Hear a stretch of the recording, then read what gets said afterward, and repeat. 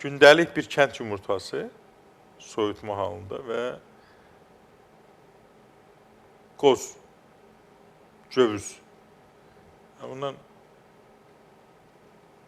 ədəbiyyatlarda 2 ədəd deyir, mən deyirəm 5 ədəd.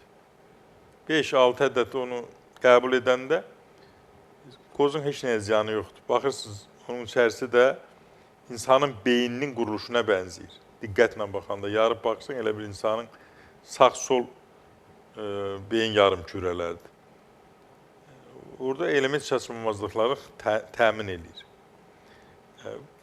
Bundan başqa da təbii ki, bol miqdarda göyərtidən, tərəvəzdən istifadə etmək lazımdır. Xüsusilə də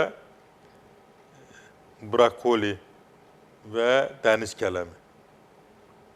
Orada da yodla zəngindir və məsləhət görülür qəbul etmək. Təbii ki, orada fərqlidir. Var zəhərli zob, difuz toksiki zob, var düyünlü zob, var Haşimoto xəstəliyi. Onlar analizlərdə fərqlənir və gedişində də fərqlənir.